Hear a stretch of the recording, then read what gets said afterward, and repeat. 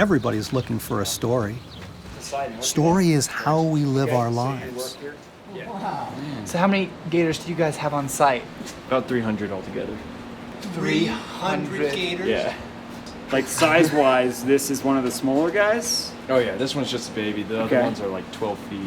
So, like, will he bite my finger if I, like... I don't know.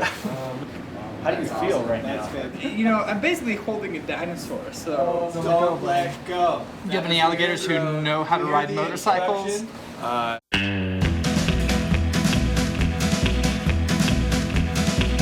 Well, I came down to Reno and hey, I seen my 4 lesson in patience and geography. From the bottom of the gutter to the top of OPP, had a lot of good times, but the freedom ain't free. Load it up, pack it in, and watch the stone roll down that hill again. The sun is shining, my mind is fried, and you'll find me here on the frozen side. Back in 2004, Ewan McGregor and Charlie Borman put adventure riding on the map when they rode BMW GS motorcycles all the way around the world. They made a series about their trip called Long Way Round. It's funny how a story can get you dreaming.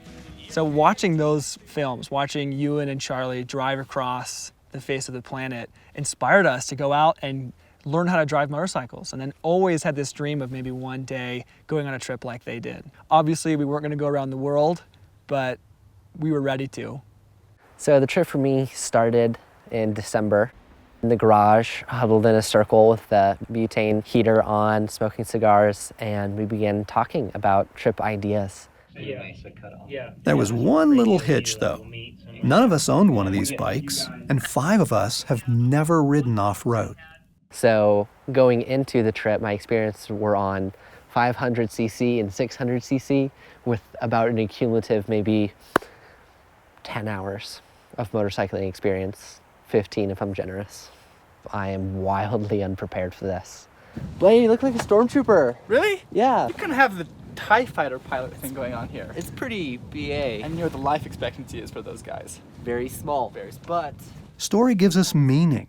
It gives us a sense of purpose and direction and belonging. Story gives us a sense of identity and community. It gives us a role to play. People give themselves over to pretty small stories and pretend that they're bigger than they really are. We need a purpose for living. We have to have a sense that there is something bigger than our lives. If not, we begin to feel small and we begin to be lost. We literally begin to delude ourselves that what we're doing actually matters enough to continue to live. And centrally we know that's just not true. So here's a classic example of small story. Just think about high school, right? Think back to high school.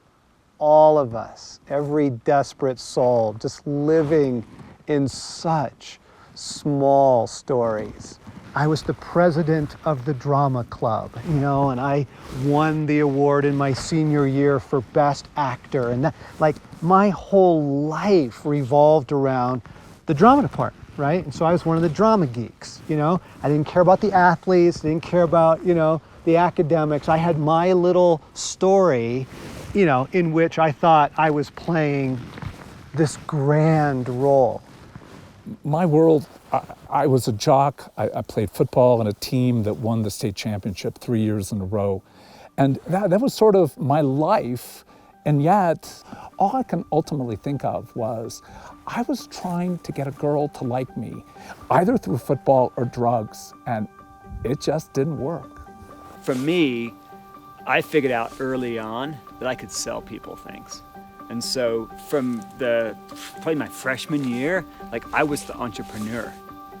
And I just kept getting bigger and bigger. And I kind of prided myself in the fact that I probably made more money on weekends than a lot of my teachers did. There was a lot of arrogance and just sort of false validation that I got from that.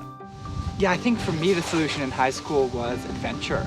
A particular moment, we're looking at the back of an Outside magazine and seeing an old photo of Yvon Chouinard and all those guys, Doug Tompkins, in their climbing gear, but also just in t-shirts and jeans, and went, that's my solution. You are living out a story right now. There's no escaping it. That longing for the epic, that's a big part of why adventure has become so popular. Chasing the next big wave, the perfect powder days, looking for an epic story. In fact, when we were planning this trip, it felt like the biggest thing we could do was to do it like Australia in the outback or drive down to Baja, and we just needed to like go somewhere that felt exotic and big and powerful in and of itself. Right, we were looking for an epic story. But adventure isn't big enough to be your life story. You know you're living in a small story if you're the main character. The thing about all these smaller stories is they still prove the point. Everyone is looking for a story worth living. What's yours?